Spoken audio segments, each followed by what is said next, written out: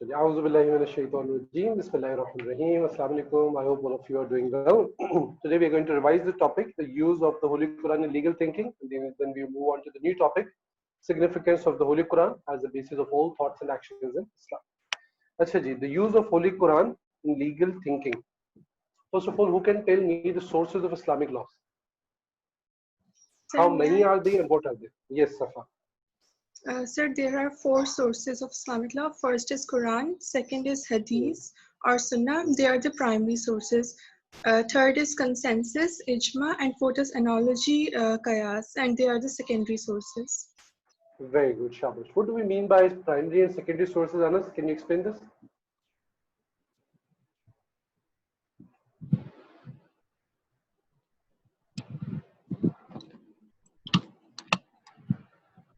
Anas, beta, jaldi se reply kare. Hurry up. Yes, sir. I asked you a question. What do we mean by primary and secondary sources? Explain kare, sir. Primary and secondary Sources. What do we mean by sources. that? Gee, Sir, I don't know, sir. why you don't know? We have studied this in the last class, last week. Very bad. Aisha, बताइए.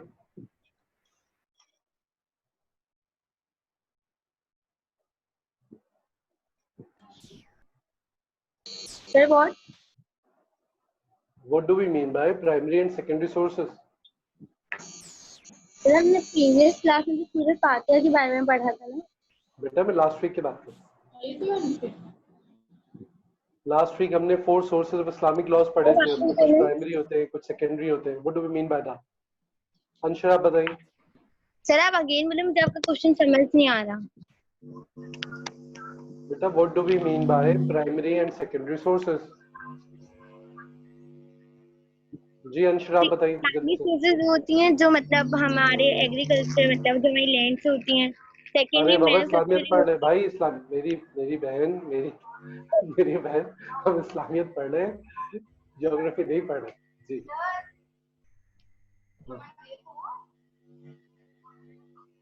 Islamic law making में जब हम primary secondary sources की बात करते हैं, क्या मतलब primary sources secondary sources? Abdul Basit, come on camera जल्दी से. अशद यू एज वेल. जी बताइए.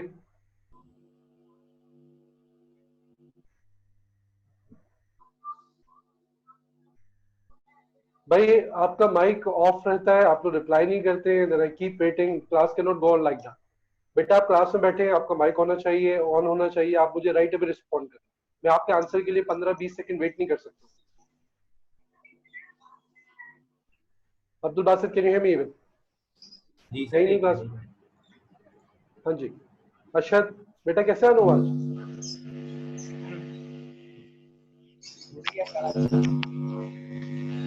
जी Ashad, where were you before? Sir पहले क्लास नहीं ले रहा था, अभी मैं ले रहा हूं. पहले इधर ही था, तो मैं काम था, क्लास नहीं. जोर से बोलो. पहले कब तुमने क्लास ली? मुझे तो आज पहली बार नजर आ रही. मैंने तो देखे नहीं तुम्हें. तो क्यों नहीं ली इस्लामियत की? हाँ तो क्यों नहीं ली इस्लामियत?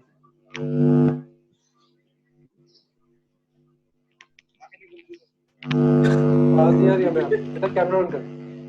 Turn on your camera.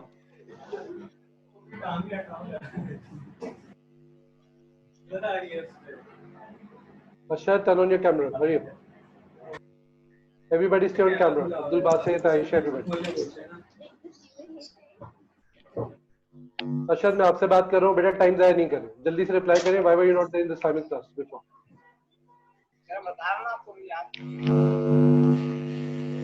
मैं आपसे कह रहा हूँ आप कैमरे पर आए जल्दी से.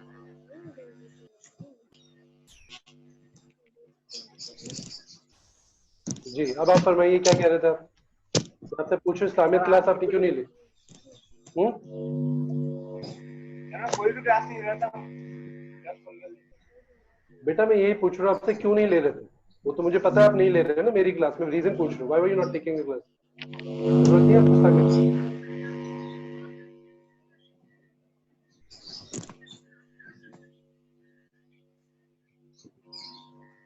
मैं आपसे सवाल पूछ रहा हूँ, आपको जरूरत नहीं थी इस्लामिक क्लासेस की? Why were not there in the class?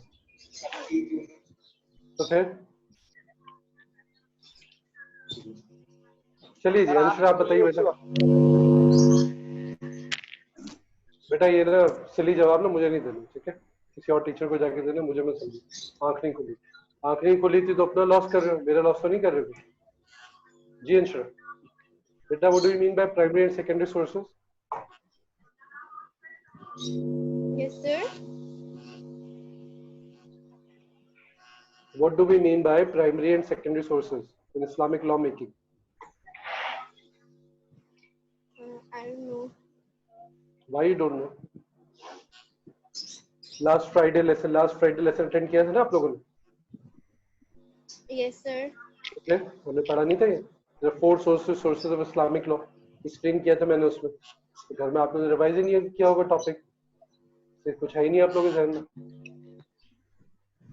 इसके लिए बेटा बताइए। So the primary source is the Quran, and the secondary sources are Hadith, etiquettes, and I don't remember the fourth one. No, primary are Quran and Hadith, secondary are Ijma and Qiyas. ठीक है, that's suffice told us. I'm asking you, what do we mean by primary and secondary? यानी आप इसको primary क्यों कहते हैं, इसको secondary क्यों कहते हैं? ये कहने से आपको क्या फायदा हासिल होगा? What does it mean? Explain. Primary Quran और हदीस को इसलिए करते हैं कि वो खुद अल्लाह पाक और हुजूर की तरफ से हमें मिले, तो वी नो कि जो है उसमें कोई चेंजेस नहीं हो सकते। बाकी तो जो है वो फिर बाद में आफ्टर बाय द उलमास एंड अदर मौलवीज बने, तो they can have some sort of problem. आप मुझे मीनिंग बताएं ना, इसको प्राइमरी क्यों कहते हैं? What do we mean by that primary?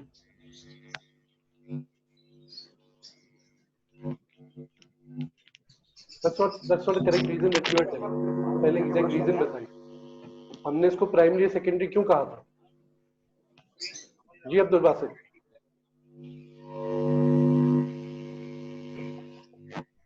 Arshad बेटा आप कैमरे पे नहीं आएंगे, I have to remove you from the class. That's the rule, आप क्लास में आपको कैमरे पे रहना है, मैं रिपीट नहीं करूंगा, बार बार कैमरा ऑन कर। जी अब्दुल बासित जल्दी बताइए।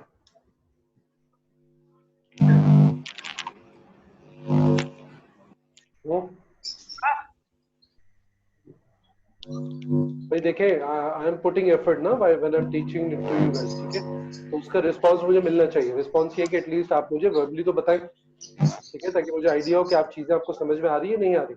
अगर आप वर्बली भी नहीं बता सकते तो इट मींस आपको चीजें क्लियर ही नहीं होगी, तो फिर आपकी क्लासेस लेने का क्या फायदा हुआ मुझे बताइए, ठीक है। अगर मैं आधा घंटा कंटिन्यूसली कुछ बातें बोलता हूँ तो वो आपकी जिम्मेदारी है कि आप उसको याद रखें और उसके साथ आप लेक्चर नोट्स आपको उसके आप पुट डाउन करें, बाद में उसको आप रिवाइज कीजिए। Safa is answering me the question, other students are no, why is that? तो रिजल्ट देखिए, मतलब कि आप रिवाइज नहीं कर रहे घर में। बेटा मैं आपको बहुत सीरियसली एग्जाम की प्रिपरेशन करा रहा हूँ, not taking this as a zero term really अभी भी, कि भाई चलो आने जाने वाली बातें कोई बात नहीं, अगस्त में देखा जाएगा, नहीं, आपको बहुत सीरियसली प्रिपरेशन करा रहा हूँ। आपका जो करिकुलम है लास्ट ईयर बहुत कम हुआ है, बहुत तेजी के साथ लेके चल रहे हैं, बहुत ज्यादा में पढ़ना, ठीक है। तो आपकी एक्चुअल तैयारी आप नहीं करनी एग्जाम में, आपने सर्च करना है, मुझे तो नहीं करना, ठीक है। तो आपकी प्रिपरेशन सबसे ज्यादा मैटर करती है। आप बुक उठाएं, घर में जाके पढ़ें। इसे मैं तो चले, आप ये भी एक्सक्यूज नहीं कर सकते जी ये वाली बुक नहीं है हमारे पास, मैं तो नोट्स आपको अटैच करके सेंड कर दूँ, आप डाउनलोड करके आराम से पढ़ सकते हैं, शुडंट बी अ प्रॉब्लम, ठीक है। तो आइंदा मुझे बेटा ये वाला रिस्पॉन्स नहीं मिलेगा। तो 95% क्लास कह रही है जी हमें तो पता ही नहीं है extra Z answer. Primary secondary sources ये कहते हैं कि भाई हम इस्लामिक लॉ मेकिंग की बात, प्राइमरी सोर्स का मतलब ये है कि whenever we have to make an Islamic law, सबसे पहले हम कुरान में देखेंगे। That is the answer I wanted from you. सबसे पहले आप कुरान में देखें, आपको कुरान में नहीं मिलता, हमें कुरान में नहीं मिलता तो फिर हम हदीस की तरफ जाएंगे, अगर हदीस में नहीं मिलता तो फिर इज्मा की तरफ जाएंगे, अगर इज्मा में नहीं मिलता तो फिर हम क़यास की तरफ जाएंगे। That's the meaning of primary. Primary मतलब सबसे पहले। जब आप स्कूल में एडमिशन लेते हैं, जब आप छोटे होते हैं तो क्या डायरेक्ट सेकेंडरी में आ जाते हैं? ग्रेड 10 में प्राइमरी, बल्कि प्री प्राइमरी में आप जाते हैं सबसे पहले, फिर प्राइमरी में आते हैं, फिर सेकेंडरी में आते हैं। तो प्राइमरी का मतलब ये है in regards to Islamic law making, जब आप कोई कानून बनाते हैं या आप किसी चीज के बारे में जानना चाहते हैं कि कोई चीज जायज है नाजायज है, first of all you have to look in Quran. Quran में नहीं मिलती तो आप हदीस में जाते हैं, उसमें नहीं मिली तो इज्मा में, फिर क़यास। That's why we call first two as the primary core sources and the other two as the secondary sources. Getting? समझा रहे आप लोग? ठीक है जी। अच्छा जी, अब जरा आप आ जाइए नेक्स्ट हेडिंग पर बेटा। मैं स्क्रीन शेयर करूँ आपके साथ।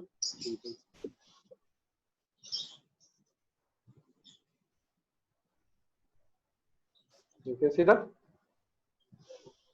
significance of the Holy Quran as the basis of all thought and action. अच्छा बताइए, बुक बेटा मैं बार बार आप लोग से कह रहा हूँ, आप देखें महीने से ऊपर हो गए, आज बुक सबके पास होनी चाहिए, ठीक है।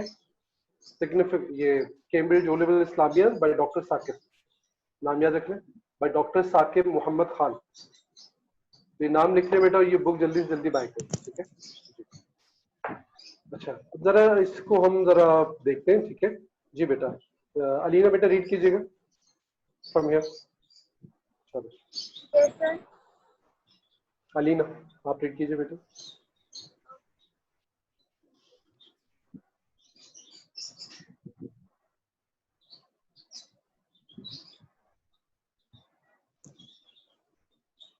अच्छा चलिए मैं इसको आपको एक्सप्लेन कर देता हूँ, ठीक है, फिर आप इसको स्किम थ्रू कर लीजिए खुद, ठीक है।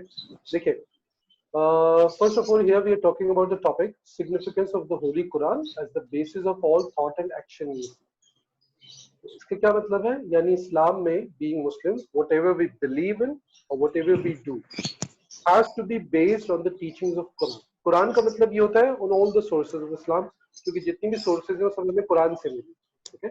हम हदीस को फॉलो करते हैं तो कुरान की वजह से, इजमा को फॉलो करते हैं तो कुरान की वजह से, क़यास को फॉलो करते हैं तो कुरान की वजह से। तो यहाँ पर कह रहे हैं ना कुरान, इसका मतलब ये है कि everything has to be according to the Islamic sources. करें भाई अल्लाह एक है, हमें कैसे पता, कुरान से पता चलता है। और प्रॉफिट सल्लल्लाहु अलैहि वसल्लम is the final profit, Quran से पता चलेगा। 5 वक्त की नमाज पढ़ना हम पर फर्ज है, हमें कुरान से पता चलेगा। हज करना फर्ज है, कुरान से पता चलेगा, ठीक है भाई। फॉर एग्जांपल नए नए इश्यूज आते हैं भाई, टैटूज बनाना ये जायज है या नहीं, ठीक है। गेम्स खेलना जायज है या नहीं, हेयर कलर करना, आईब्रोज बनाना जायज है या नहीं, ठीक है। किस तरह की क्लोथिंग हम कर सकते हैं, कौन सी नहीं कर सकते। So everything has to be in accordance with the Islamic teachings, in accordance with the Quran. इस चैप्टर का फोकस ही है, ओके। अच्छा सबसे पहले यहाँ पे आपको ये बताया जा रहा है that Holy Quran is a rich treasure of knowledge. Meaning, Holy Quran it covers our whole life. It gives us a complete code of life. ये सिर्फ हमें ethics नहीं बताता, that is good morals नहीं। ये सिर्फ हमें beliefs नहीं बताता, but it also gives us laws to conduct a country, laws to run a city, laws to run a family, laws to run an individual life. तो कुरान ने हमें जहाँ पे अच्छे एथिक्स और मोरल्स बताए, वहाँ पे कुरान ने हमें इबादत भी बताई, नमाज रोजा ज़कात। Similarly, Quran has also given us certain laws to be implemented, ठीक है। फॉर एग्जाम्पल भाई कोई चोरी करेगा तो उसकी सजा ये है, कोई कत्ल करेगा तो उसकी सजा ये है, नमाज क्यों पढ़नी है, इबादत क्यों करनी है, निकाह इस तरीके से होगा, तलाक के ये लॉज है वगैरह वगैरह, तो सारी चीजें कुरान ने हमें मेंशन। Yes, sir. ठीक है। अच्छा लॉज क्यों दिए, because these laws are coming from Allah, so they are based on justice. ये लॉज दुनिया में इंसाफ फराहम करते हैं लोगों को। देखिए आप इमेजिन कीजिए कोई कबीला है, कोई ट्राइब है, कोई कौम है, उन्होंने मिलकर एक जगह को मतलब अपने स्टेट बना लिया, अपने कंट्री बना लिया। आप बताएं बगैर लॉ के कोई कंट्री चल सकता है? नहीं चल सकता ना भाई। आपकी क्लासरूम बगैर रूल्स के नहीं चल सकती, there have to be certain rules ना भाई। ये यूनिफॉर्म पहनना है, इतने बजे आना है, इतने बजे ये पीरियड होगा, क्लास में आपको यूं बिहेव करना है, एक क्लास में नहीं हो सकती। तो एक शहर या मुल्क कैसे चल सकता है, दैट्स समथिंग वेरी अंडरस्टूड, ठीक है। तो अल्लाह ताला ने हमें ऐसे लॉज दिए अपनी तरफ से जो बीइंग मुस्लिम्स हमें दुनिया में इम्प्लीमेंट करने, you need to understand this. तो हमें ये लॉज बनाने की जरूरत नहीं होती। हमें लॉज कहाँ से मिलते हैं? अल्लाह की तरफ से। हाँ जो नए इश्यूज होते हैं उसमें लॉज बनाने की जरूरत पड़ती है, लेकिन उसमें भी जो हमारी बेसिस होगी वो क्या होगी हमेशा? क्या होगी? Quran, Quran Islam. It has to be in accordance with that, उसके अगेंस्ट नहीं होता। फॉर एग्जांपल देखें, मैं आपको माशाल्लाह आप लोग सब बड़े हैं, सारे इश्यूज को जानते हैं दुनिया में क्या होता है। आपको पता है बहुत सारी कंट्रीज में होमोसेक्सुअलिटी को अलाउ कर दिया गया, ठीक है। Even in the case of marriage it's like permissibly legal over there, ठीक है, बहुत सारी कंट्रीज में including India, America, many other countries. Islam में समथिंग कंसीडर्ड एज कंप्लीटली हराम, ठीक है। अब लेट्स सपोज किसी भी इस्लामिक कंट्री, पाकिस्तान हो या कोई और, वहां के जो पार्लियामेंटेरियंस इसको लीगलाइज कर देते हैं, माज़अल्लाह लेट्स सपोज, तो क्या लीगलाइज हो जाएगा? नहीं होगा, क्योंकि कुरान ने इसको हराम कर दिया। Drinking wine, gambling, taking sood, this is known as interest usury, you know that these things are haram. ठीक है, adultery is considered haram in Islam. तो अगर कोई कंट्री मिलके ये लॉज बना ले कि भाई सारी चीजें जायज है, तो क्या जायज हो जाएंगी? नहीं होंगे ना। क्यों नहीं होंगी? Because being Muslims our most foundational law it is Quran. यानी कोई भी लॉ होगा तो उसके अकॉर्डिंग से बनेगा, इसके अगेंस्ट नहीं हो सकता। अगेंस्ट होगा तो उस मैन मेड लॉ को हटाने की जरूरत है। बात समझ आ रही है आपको? Yes sir. ठीक है, हाँ जी। तो देखिए अब हमारे साथ जो है ना सबसे बड़ा प्रॉब्लम क्या हुआ है, जो पाकिस्तान बना, of course we took this country in the name of Islam, Islamic country बनाने के लिए हमने पाकिस्तान हासिल किया था ना। लेकिन सैडली हमारा जो कानून चलता है वो वही अंग्रेजों का चलता है, जो अंग्रेज बना के गए थे सब कॉन्टिनेंट में 1857 का और समथिंग, वही लॉ हमारे यहाँ चलते हैं। हाँ, कुछ बेसिस हमने सेट कर लिए कि भाई हम मानते हैं कि Allah is the only Lord, our prophet सल्लल्लाहु अलैहि वसल्लम is the final prophet etcetera. ठीक है, वरना बहुत सारे वही अंग्रेजों वाले कानून है, तो वही सारी चीजें चलती है। हमारे इंटरेस्ट भी चलता है, बहुत सारे शराब खाने भी चलते हैं वगैरह वगैरह, सारी चीजें होती रहती है। ठीक है, तो इसका मतलब है कि हम प्रैक्टिकली चूंकि इम्प्लीमेंट नहीं करते उस लॉस को, उसका फायदा हमें नहीं होता, वरना कुरान ने तो हमें ये लॉस दिए। ठीक है, अच्छा ये हो गया बेटा इसका फर्स्ट पैराग्राफ में। तो अब जरा देखिए यहाँ पर सेकेंड लाइन में first paragraph, such laws aim to redefine and refine the manners of individuals, implement justice among the members of society, and improve the dealings that take place among them. ठीक है,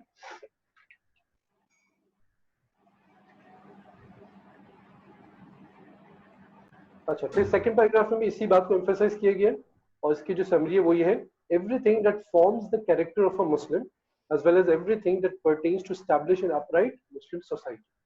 यानी कुरान में हमें एक individual से related भी laws दिए गए और एक सोसाइटी कम्युनिटी से रिलेटेड भी दिए गए। ठीक है, यानी हमें अपने आप को कैसे कैरी करना है, कैसे अपने आप को डेवलप करना है, वो भी दिए गए। उस पर अगर इम्प्लीमेंट करेंगे तो हमारा कैरेक्टर स्ट्रॉन्ग से स्ट्रॉन्ग होगा, हमारी पर्सनैलिटी डेवलपमेंट होगी। ठीक है, और वो लॉज भी दिए जो कम्युनिटी से रिलेटेड है। तो this second paragraph is telling you this that Holy Quran does not only deal with beliefs, worships, or dealing with individuals. No, rather it deals with all of these. Clear बेटा? बात समझ आ रही? जी sir. Yes sir. ठीक है sir. जी। तो देखिए इसी को प्रूव करने के लिए आगे दो कोटेशंस दी हुई हैं। The Quran consists of legislation. Legislation का मतलब होता है laws. The Quran consists of legislation that deals with all aspects of life in detail. Allah said, and we have explained everything in detail with a full explanation. Subhanallah. This is Surah number 17, verse number 12. अल्लाह ताला ने खुद कुरान में क्या इरशाद फरमाया कि हमने इस किताब में हर चीज को तफसील के साथ बयान कर दिया। ठीक है, उस तफसील के साथ जो भी हमारे लिए रिक्वायर्ड लॉज होते हैं ना, जो जिंदगी गुजारने के लिए एज एन इंडिविजुअली कम्युनिटी जरूरी होते हैं, वो सब अल्लाह ताला ने कुरान में हमें बयान कर दिया। Second, and elsewhere in the Quran Allah said, and we have sent down to you book the Quran as an exposition of everything. यानी हबीब सल्लल्लाहु अलैहि वसल्लम, हमने आप पर ये किताब नाजिल की है जिसमें हर चीज का बयान है। It explains every single thing. देखिए अल्लाह ताला खुद कुरान में इरशाद फरमाने कि हमने इसमें हर जरूरी चीज को बयान कर दिया जो इंसान की हिदायत के लिए, इंडिविजुअल हिदायत के लिए, कम्युनिटी की सक्सेस के लिए जरूरी होती है। सब के सब चीजें ठीक है बड़ी क्लियर? जी सर। देखिए सादा सा सवाल है, सादा सा सवाल है भाई, मैं दुनिया में कामयाब होना चाहता हूँ, मैं चाहता हूँ मेरी जिंदगी में एज एन इंडिविजुअल या मेरे शहर में, मेरे मुल्क में पीस हो, अमन हो, जस्टिस हो, मैं एक अच्छी कामयाब जिंदगी गुजारूं दुनिया में भी और आखिरत में भी। तो मुझे क्या पढ़ना है, किस पर अमल करना है? सर कुरान और नमाज। Quran. Simple as that, very clear answer. इसमें कोई रॉकेट साइंस नहीं है, इट्स वेरी सिंपल। कुरान पढ़ना है, उसको इम्प्लीमेंट करना है, कुरान के जो सोर्सेज हैं सुन्ना, इजमा, कियास, उसको भी हमें फॉलो करना है, सिंपल एज दैट। अब प्रॉब्लम ये है कि ये बात हमारी समझ में नहीं आती। हम कुरान को छोड़कर बाकी सब चीजें पढ़ने को तैयार होंगे, we are not willing to understand Quran, we are not willing to implement it in our life, that's something very good. यानी अजीब बात है कि अल्लाह ताला ने इतनी जबरदस्त किताब हमें दी है जो गारंटी कर रही है हमारी सक्सेस को भी, हमारी कम्युनिटी की सक्सेस को भी, और सैडली हम उसको पढ़ते ही नहीं। ठीक है, पढ़ते ही नहीं। मतलब अब तो अरबिक में पढ़ना भी छोड़ दे, वो भी बच्चे नहीं पढ़ते, बड़े नहीं पढ़ते, something so sad. Except a few, you know, exceptions हर जगह होते हैं। मैं लार्ज परसेंटेज की बात कर रहा हूँ, अरबिक में भी नहीं पढ़ते, और समझ के पढ़ना तो बहुत दूर की बात। मैं लिटरली, अगर आपसे हो सके ना तो आप एक सर्वे लीजिएगा, आप गूगल फॉर्म पे सर्विस बनते हैं, पता है ना, गूगल फॉर्म वेबसाइट है, फॉर्म बना के ना एक सर्वे बना सकते हैं। तो वैसे सर्वे लीजिएगा, पूछिएगा अपने फैमिली में भाई कितनों ने कुरान समझ के पूरा फिनिश किया एक बार, कम से कम जिंदगी में एक बार। तो ये may be it would just be you know out of 100 कोई एक या दो लोग आपसे कहेंगे कि हमने पूरा कुरान समझ के पढ़ा। 98% गोइंग टू से वी डोंट इवन नो। ठीक है, दैट्स समथिंग वेरी रॉन्ग। आप कुरान पढ़ें और आपको पता चलेगा हाउ रिच कुरान है। इस कुरान ने कैसे लॉज दिए हैं ना आपको, दुनिया के बारे में, फैमिली लाइफ के बारे में, दीन के बारे में, इंडिविजुअल लाइफ के बारे में, क्राइम्स के बारे में, सब चीजों के बारे में। We need to understand. ठीक है बेटा, क्लियर हो रही बात आपको? बेटा इस टॉपिक का मकसद ये कि आपके जहन में ये बात बैठ जाए, आप कोई चीज समझ पाए that being Muslims, our basis of all thoughts and actions, it has to be Islam. Very clear. Quran से अगेंस्ट कोई भी चीज होगी उसको छोड़ना जरूरी है।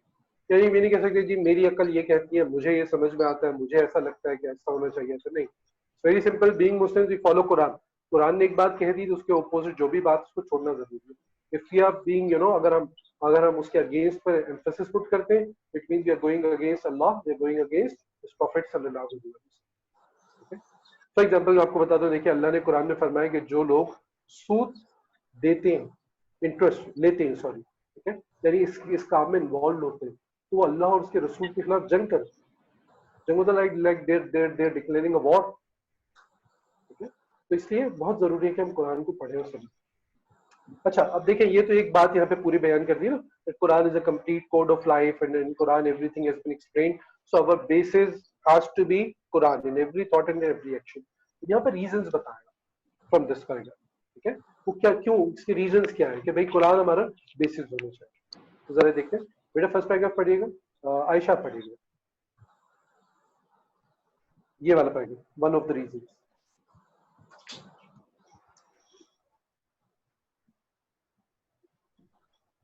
आपको माइक म्यूट है आयशा, में आवाज नहीं। One of the reasons why Holy Quran is basis of all thought and action in Islam is that it comprehensively serves the needs of mankind for every occurrence in all places and all time. There is a Quranic ruling that applies to the Quranic law does not have any weak points. It is humanity with the nature of man. It comprehensively deals with all the spheres of a life, and it can appropriately be applied today as it was applied more than 14 centuries ago. The Holy Quran. One minute, इसको मैं explain कर दूं। Amazing paragraph saying what this paragraph is telling us. This is telling us that Quran is not a law. It is not a book for particular people.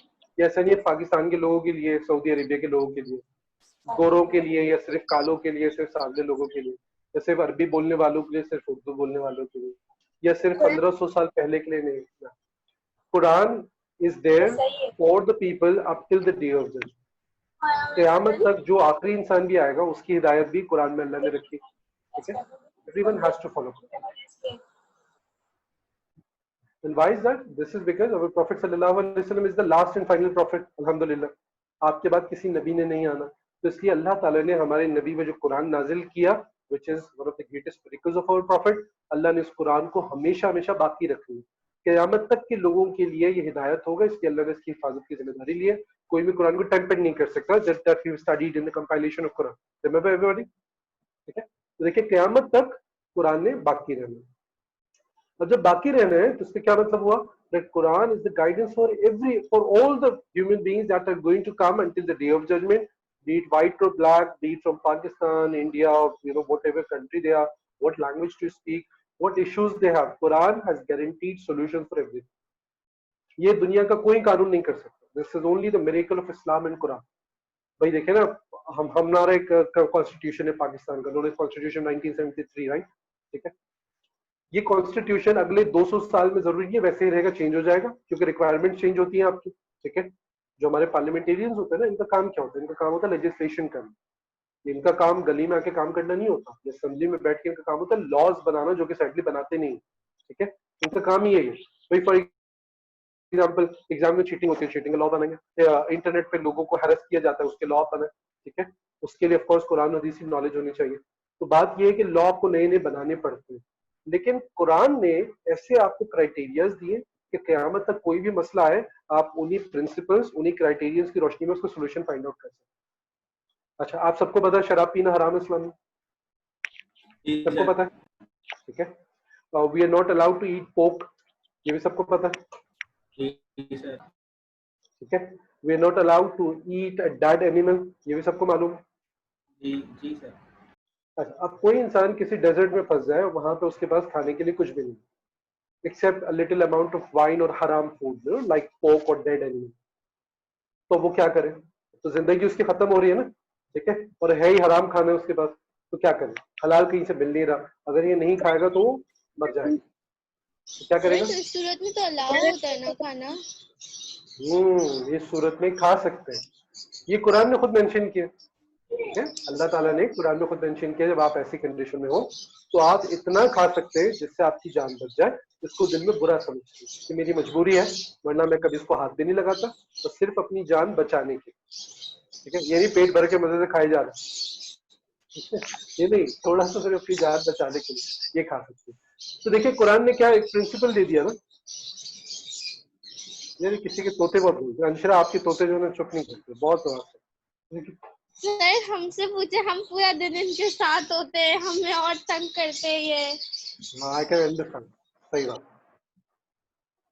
हाँ जी, तो क्या कह रहे थे? हाँ देखिए कुरान ने खुद लॉ बता दिया, यानी एक लॉ ये है कि भाई शराब तो हराम है, लेकिन अगर आप किसी ऐसे सिचुएशन में फंस जाए कि जहां पर आपकी लाइफ को खतरा हो और आपके पास शराब ही हो तो आप इतना पी सकते हैं इससे आपकी जान बच जाए, ठीक है, तो दिल में बुरा समझते हुए, तो पता चला कि इस्लाम में जिंदगी इंपॉर्टेंट है, यानी कोई ऐसी सूरत हाल बन जाए जहां पर आपकी जिंदगी खतरे में हो तो फिर आप जान बचाने के लिए बुरा समझते हुए थोड़ा सा खा सकते हैं, सही।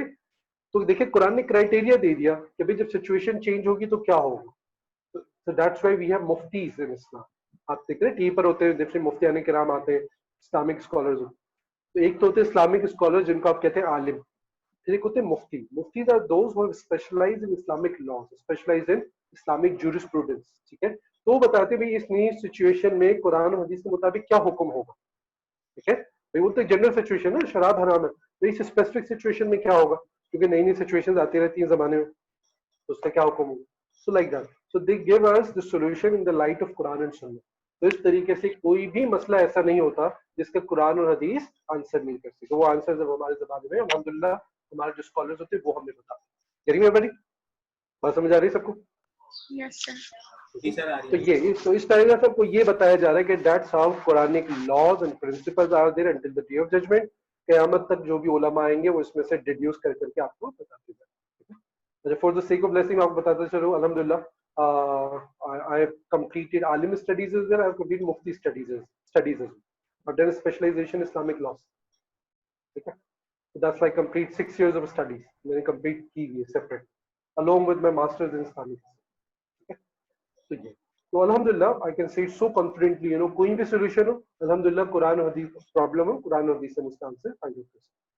चलिए नेक्स्ट पैराग्राफ, ये कौन पढ़ेंगे? ये पढ़ेंगे अलीना पढ़ेंगे।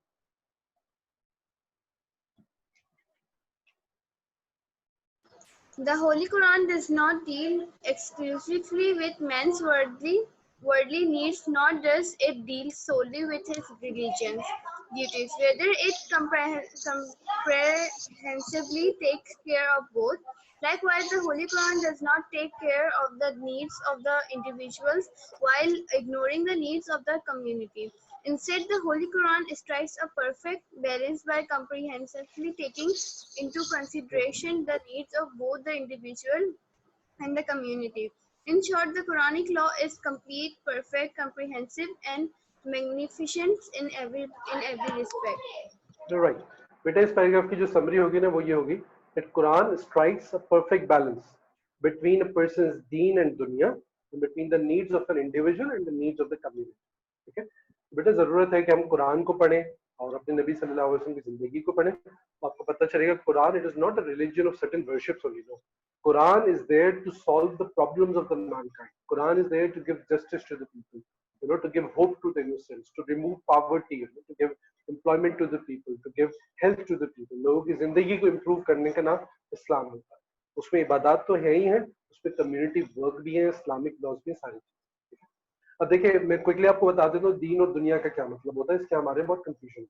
आप याद रखिएगा, दुनिया जिसको इस्लाम में कंडेम किया जाता है, इसको बुरा कहा जाता है, वो दुनिया होती है जो आपको आखिरत के रास्ते से दूर ले जाए, उसको दुनिया कहते हैं। हर वो चीज जो आपको आखिरत के रास्ते से दूर ले जाए, सिरात मुस्तकीम से हटा दे, अल्लाह के रास्ते से हटा दे, दैट इज नोन एज दुनिया। इसको इस्लाम में बुरा कहा गया, जो दीन के मुकाबले में। तो जब आप कोई भी चीज कर रहे हैं ताकि आप आखिरत की तैयारी कर सके, it becomes a part of your Deen. For example, आप स्कूल की जितनी भी ऑनलाइन क्लासेस लेते हैं, ठीक है, इस्लामियत के लिए, बाकी सब्जेक्ट के, आप इसलिए लेते हैं ताकि आपको नॉलेज हासिल हो, जिससे आप अपने कैरेक्टर को इम्प्रूव करें, या आपको कोई स्किल हासिल हो जिसके जरिए आप इंशाल्लाह रिस्क हलाल हासिल कर सके, अपनी कम्युनिटी को सर्व कर सके, ताकि अल्लाह आपसे राजी। ठीक है, तो आपने उसको कनेक्ट कर दिया विद अल्लाह प्लेजर, तो सारी चीजें आपके दीन का हिस्सा हो जाती। ठीक है, एक शख्स है वो अपनी दुकान पे या कहीं जॉब कर रहा है, कोई बिजनेस कर रहा है, वो इसलिए करता है ताकि वो रिस्क हलाल कमाए, उसको किसी के आगे हाथ नहीं फैलाना पड़े। ठीक है, अल्लाह उससे राजी रहे, और वो जो पैसा कमाए उससे गरीबों की मदद करे, लोगों की प्रॉब्लम्स को सॉल्व करे, तो ये उसका कमाना इबादत। Every single second which this person is spending in work, you know, उसमें जितनी एफर्ट पुट करे, सबके सब दीन का हिस्सा है। बात समझ आ रही है सबको? ठीक है, दैट्स द डेफिनेशन ऑफ दीन इन इस्लाम। दीन ये नहीं है कि भाई मस्जिद में आपको बैठ के सिर्फ इबादत करनी है, नहीं। दीन का मतलब ये होता है कि इबादत के टाइम पे इबादत भी करनी है, खवातीन ने पर्दा भी करना है, और जितनी भी आपकी जिम्मेदारियां हैं बीइंग ह्यूमन बीइंग, वो भी आपने अदा करनी है। घर वालों का भी ख्याल रखना है, कम्युनिटी का भी करना है, इबादत भी करनी है, गुनाहों से भी बचना है। All this is a part of. तो मैंने आपको क्विकली इन कॉम्प्रिहेंसिव मैनर में समझाया। ठीक है, तो Quran takes care of our worldly needs as well, needs of our life as well, of individual as well and communities. तो ये नहीं कि अगर आप दीन के रास्ते पे चलेंगे तो आप कम्युनिटी को छोड़ देंगे और आपकी जो दुनिया की जरूरियात पूरी नहीं होती, ऐसा नहीं। वो समझे हमारी अपनी मिसअंडरस्टैंडिंग होती है, हमने ठीक से समझा नहीं होता, तो ना कुरान डजंट टीच लाइक। अच्छा, फिर लास्ट पैराग्राफ में आपको ह्यूमन मेड लॉज के फ्लॉज बताए जाए।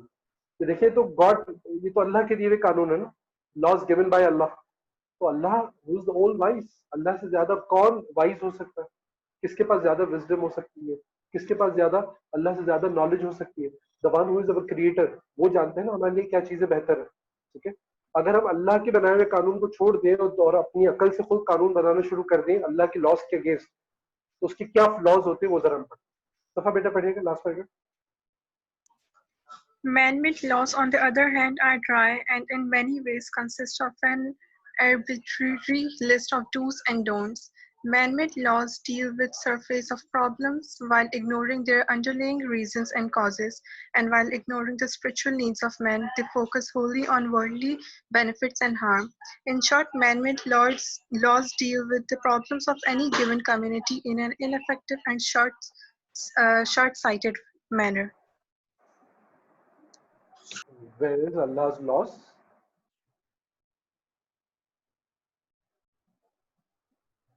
Sir, next paragraph as well.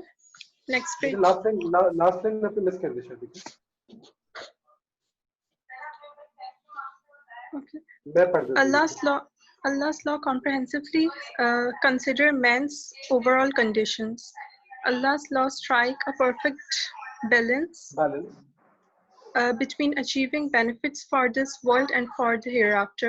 No one knows more about the benefits of human being than their creator Allah. Said should not he who has created know, and he is the most kind and the courteous to his servants and all aware of everything. Therefore, we should follow his laws, which are meant for our benefit. ठीक है, सही है बेटा। इसमें क्या बताया, देखिए जो ह्यूमन मेड लॉज होते हैं वो प्रॉब्लम की सरफेस को डील करते हैं, उसके एक्चुअल जो रीजंस होते हैं उसको डील नहीं करेंगे। कुरान ने जो लॉज दिए it actually deals with the root cause, उसका एक्चुअल कॉज है उसको जाके स्ट्राइक करते हैं, उसको रिमूव करते हैं, तो मुआशरे से प्रॉब्लम सॉल्व होती है। There is man made laws, वो प्राइमरीली बस ऊपर ऊपर से उसको सॉल्व करते हैं। जो अल्लाह के दिए हुए कानून होंगे वो हर जमाने में इम्प्लीमेंट हो सकते हैं, जो एक्सेप्शंस होंगी तो उसके रिलेटेड भी अल्लाह ने कानून दिया हुआ। क्योंकि ह्यूमन मेड जो लॉज होते हैं उसमें एक्सेप्शन हमेशा नहीं होगी, और एक्सेप्शन आप वैसे बना भी नहीं सकते, you know, it will be very difficult. तो अल्लाह के बनाए हुए कानून they very comprehensive, you know, they like principles, आप हर सिचुएशन का सॉल्यूशन फाइंड आउट कर सकते हैं। Where is the worldly laws it doesn't deal like that. अल्लाह के बनाए हुए कानून में लोगों के लिए रियायत भी रखी जाती है। भाई हर एक शख्स उस कानून को हमेशा इंप्लीमेंट नहीं कर सकता ना। भाई जैसे कुरान ने कहा नमाज पढ़ो, देखिए एक शख्स बिल्कुल बेड पेशेंट है या अनकॉन्शियस है, नमाज पढ़ ही नहीं सकता, तो कुरान ने रिलेटेड भी रूलिंग दी है।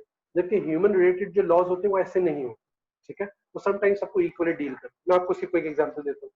हर मुल्क में आपको टैक्स देना पड़ता है, जी सर। ठीक है, एक शख्स है जो इतना गरीब है कि टैक्स ही नहीं दे सकता, उसकी अपनी जरूरियात पूरी नहीं होती, वो खुद कर्जे लेके अपना गुजारा कर रहा है, तो क्या उसको टैक्स देना चाहिए? आप लॉजिकली बताइए।